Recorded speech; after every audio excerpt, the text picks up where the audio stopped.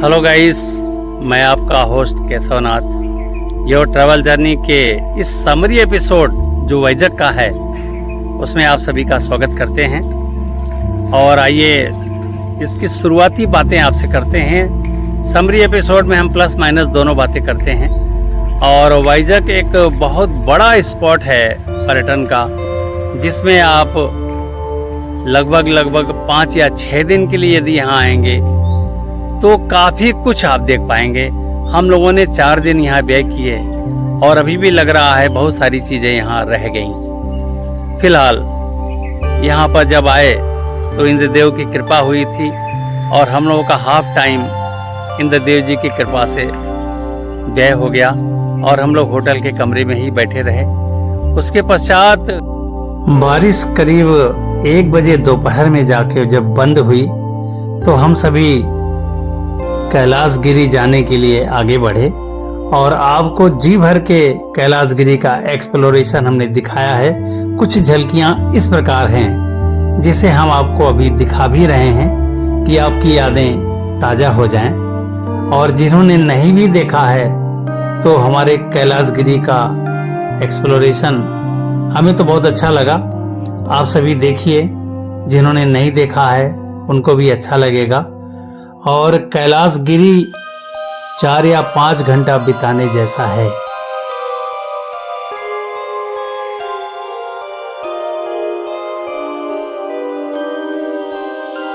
कैलाशगिरी जब जी भर के घूम लें तो उसके बाद रोपवे से जब आप नीचे उतरेंगे, जहां उतरेंगे वहीं से थोड़ा आगे तो टेनेटी पार्क है।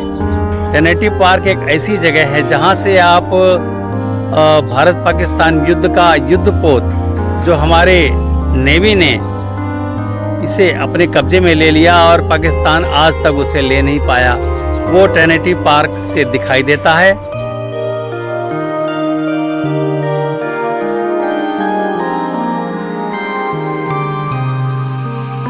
टेनेटी पार्क इटसेल्फ बहुत सुंदर पार्क है और एंट्रेंस पूरा प्लेन एरिया में बना हुआ है और वहीं से पाकिस्तान का युद्धपोत भी देखने में आता है। और चंद सीढ़ियाँ यदि आप नीचे उतरते हैं तो टेनेटी बीच भी आपको देखने में आएगा। तो आइए पहले युद्धपोत आपको दिखाते हैं और उसके बाद टेनेटी बीच तो आपका है ही है। टेनेटी पार्क से चंद सीढ़ियाँ नीचे उतरिए, फिर टेनेटी बीच आ जाता है। तो टेनेटी बीच पे भी हम सभी ने जी भर के एंजॉय किया है। इस तरह से ये पहला दिन हमारा पूर्ण होता है।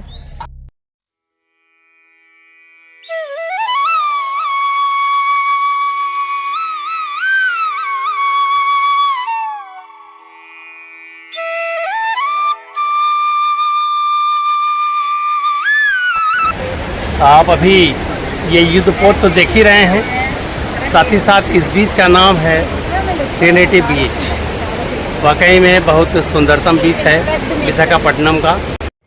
दूसरे दिन हम सभी ने सी बीच देखने का फैसला लिया है और भीमली बीच से शुरुआत किया हम लोगों ने, जिसमें भीमली बीच और उसके बाद एक एक करके कई बीच हम सभी ने कवर किए। जो भीमली बीच के साइड में 4 बीच थे, 4 के चारों हम लोगों ने उस पूरे दिन भर उस चीज़ को कवर किया है, जिसे आपने देखा भी होगा। भीमली बीच का ये झलकी है जहाँ जलपरी आपको दिख रही होगी। और इसके बाद नेचुरल आर्क हम आपको दिखाने लिए चलते हैं। इसके बाद ऋषिकोंडा बीच पे लोगों को नहाते हुए देखिए।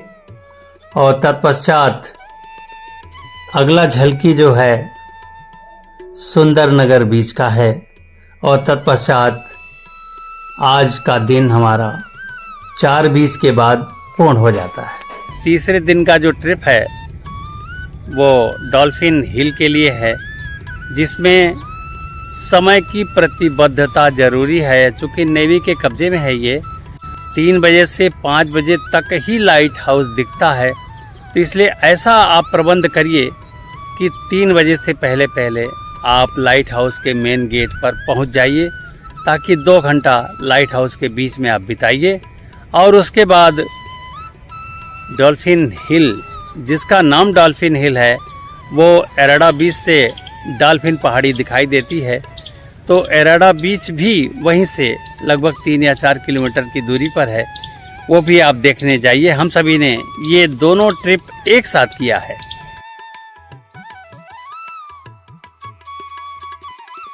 अभी जो आप देख रहे हैं ये नेवी का लाइट हाउस है, जो हमारे जहाज और मछुआरों को दिशा निर्देश देते हैं। तत्पश्चात ये आपके सामने ये एराडा बीच है। एराडा बीच गोल्डन सैंड बीच है, लेकिन ये केवल देखने वाला बीच है। यहाँ स्नान लोग नहीं करते, गहराई बहुत ज़्यादा है।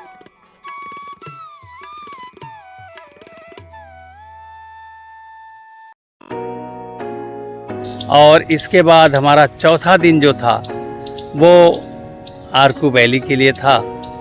आर्कू वैली हम सभी 9 बजे सुबह निकले, जिसकी वजह से आर्कू वैली में हमें 2 स्पॉट, चॉकलेट फैक्ट्री और बोटेनिकल गार्डन, हम सभी ने स्किप किया है। यदि सुबह 6 बजे निकल जाते तो ये दोनों स्पॉट हमारे कवर हो जाते। तो आप ऐसी गलती न कीजिएगा। यदि आर्कू वैली वाइजैक से जाके वापस आना है तो आप बेशक सुबह 6 बजे निकल जाइए और रात के 8 या 9 बजे तक आप सारा कुछ कवर करके आ जाएंगे। इसके बाद थोड़ा समय हम लोगों ने बोरा कैब में बिताया है, जिसको आप सभी ने देखा है। आर्कू वैली जाते समय रास्ते में coffee plantation and board walk पड़ेगा, ज़रूर देखिएगा। ये दृश्य काफ़ी म्यूजियम का है। यहाँ अनेकों तरह के कॉफ़ी आपको देखने और पीने को मिलेंगे। तत्पश्चात आर्कू वैली का नंबर 1 स्पॉट है ट्राइबल म्यूजियम। ये जब भी आप आर्कू वैली जाएंगे तो ये बहुत ही अट्रैक्टिव और नंबर 1 जगह है। तत्पश्चात ये बोरा केव है, और बोरा केव भारत का नंबर 1 केव है। इससे बड़ा केव भारत में कहीं नहीं है। बोरा केव जाने के लिए सबसे अच्छा साधन है, यदि आर्कू वैली आप नहीं जा रहे हैं तो ट्रेन की सुविधा आप ले सकते हैं। इसके पश्चात लौटने के बाद थोड़ा समय शेष बचा था तो वाइजैक में ही बुद्धा पार्क है। बुद्धा पार्क में स्केट्स के प्लेयर अपनी प्रैक्टिस कर रहे हैं यहाँ पे। तो इस समय हम बुद्धा पार्क के स्केट्स ग्राउंड का आपको दृश्य दिखा रहे हैं। तत्पश्चात वहाँ पर रोज हिल चर्च देखने के बाद आज की रात हमारी यहीं समाप्त होती है।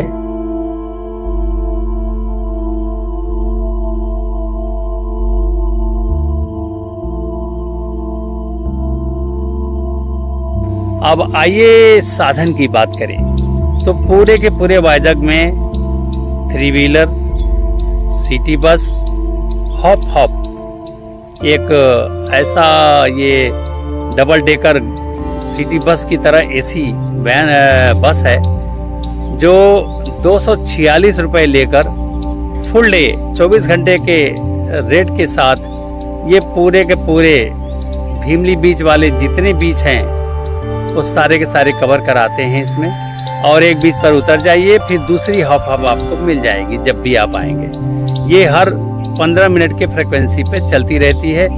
तो इस तरह से ये एक बहुत बढ़िया सुविधा है हॉप पर्यटकों के लिए। और सिटी बस की भी सुविधा है, वो भी आप लीजिए। और साथ ही साथ ईटरीज यहाँ जी भर के है, एक से बढ़ के एक ईटरीज है, वो भी आप देखिए। हाँ, एक मुख्य बात रह गई, सबमरीन म्यूजियम। ज़्यादातर पर्यटकों का आकर्षण सबमरीन म्यूजियम होता है। और हम सभी जब पहले दिन गए थे इतनी लंबी लाइन थी कि हम लोग उतने लंबे लाइन को बियर नहीं कर पाए और सीधे रात का डिनर करके और फिर वापस अपने होटल में आ गए। और उसी समय हम लोगों ने एयरक्राफ्ट म्यूजियम देख लिया, जिसमें भीड़ कम थी।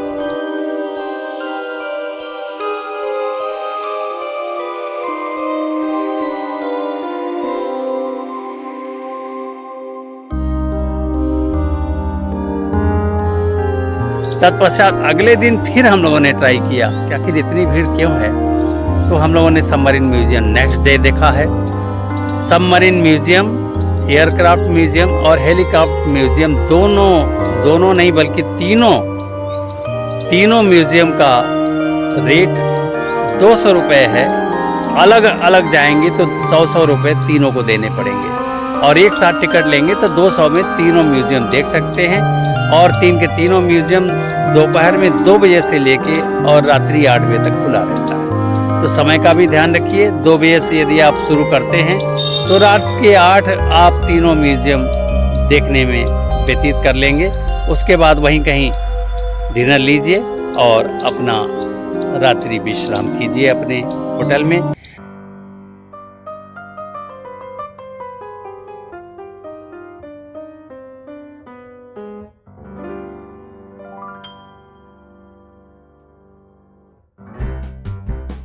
और रही माइनस की बात है तो माइनस के लिए यहाँ पर बहुत बेहतर है कि आप अगर 3 व्हीलर ले रहे हैं तो थोड़ा सा नेगोशिएशन कर लीजिएगा।